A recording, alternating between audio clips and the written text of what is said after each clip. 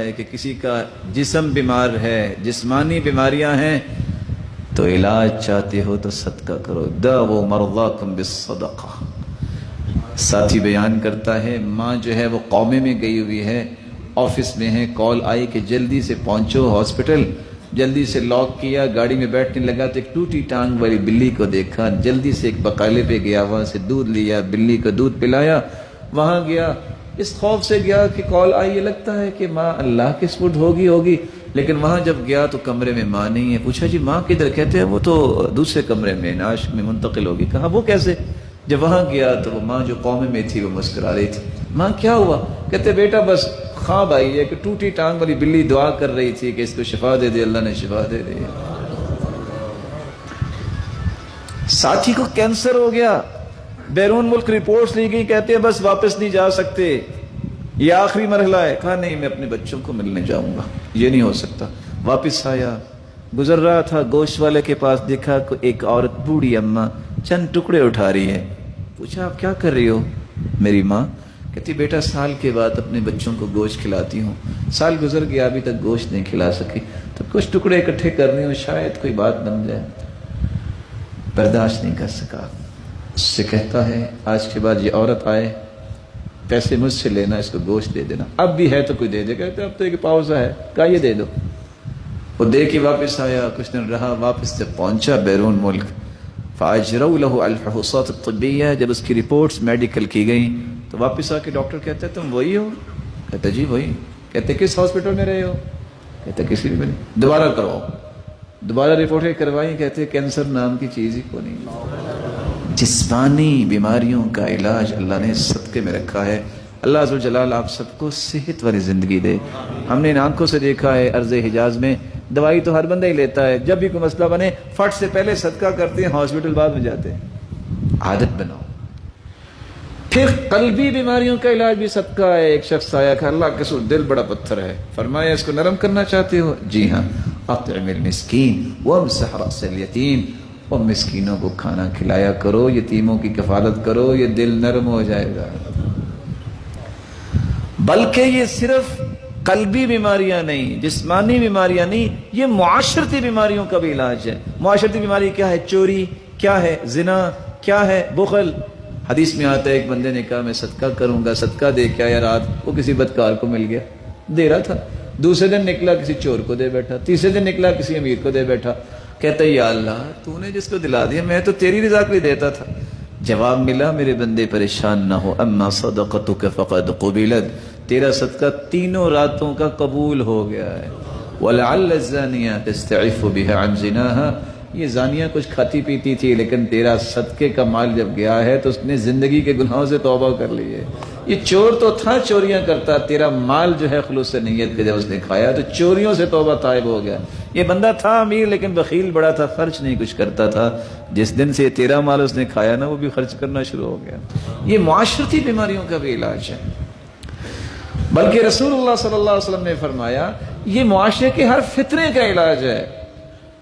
فتنۃ الرجل فی اہلہ ومالہ ونفسہ وولدہ وجارہ، بندے کی جان میں فتنہ، اولاد میں فتنہ، بیوی میں فتنہ، گھر میں فتنہ، پڑوسی میں فتنہ، مال میں فتنہ، سارے فتنے کیسے دور ہوں گے؟ یکفرھا الصیام والصلاۃ والصدقہ والامر بالمعروف والنہی عن المنکر، نماز پڑھو، روزہ رکھو، نیکی کا حکم کرو، برائی سے منع کرو، ساتھ صدقہ کرو۔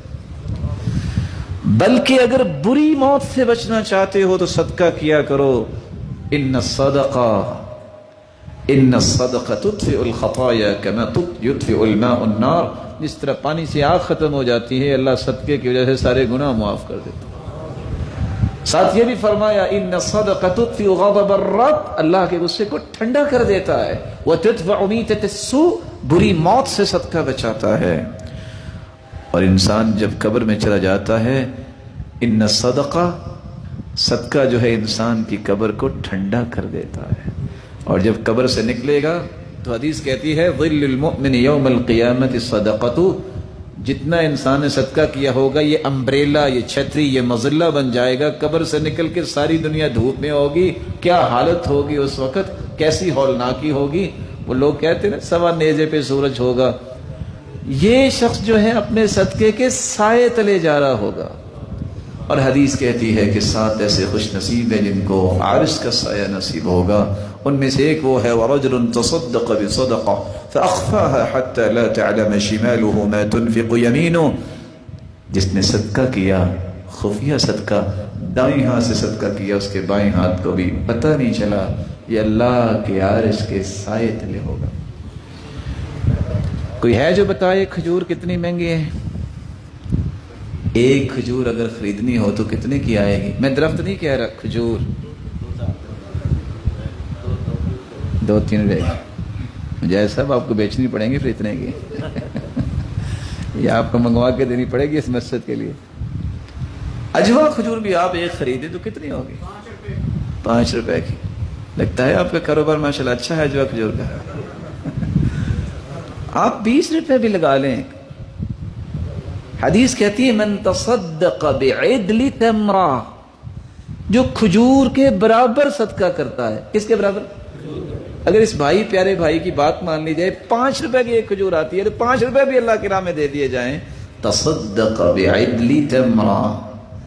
بس اوقات وہ 5 روپے میں ڈالتا ہوں غلے میں، کبھی میں کسی انویلپ میں ڈال کے 10-20 کا نوٹ دے دیتا ہوں، کبھی میں کسی کپڑے میں ڈال دیتا ہوں، لیکن پتہ ہے جاتا کدھر ہے؟ فَإِنَّ اللَّهَ يَأْخُذُهَا بِيَمِينِهِ، واللہ ذو الجلال کے دائیں ہاتھ میں جاتا ہے. ثُمَّ يُرَبِّيهَا كَمَا يُرَبِّي أَحَدُكُمْ فُلُوَّةً أَوْ فِلْوَةً. پھر اللہ اس کو پالتے ہیں. قیامت کا دن ہوگا جب نیکیوں کا وزن ہو رہا ہوگا، ایک پہاڑ چلتا چلتا آئے گا. پوچھے گا بندہ یا ربی ما ھذا انا عارف اعمالی، اللہ یہ پہاڑ نیکیوں کا کہاں سے آ گیا؟ میں نے تو ایسا کوئی عمل نہیں کیا. اللہ فرمائیں گے میرے بندے کھجور جتنے صدقے کو میں نے پال پال کے نیکیوں کا پہاڑ بنا دیا. یہ پہاڑ کتنے کا ہے؟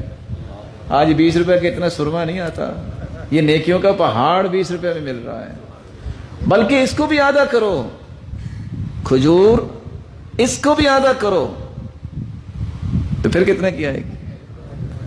اتقوا النار ولو بشق تمرہ.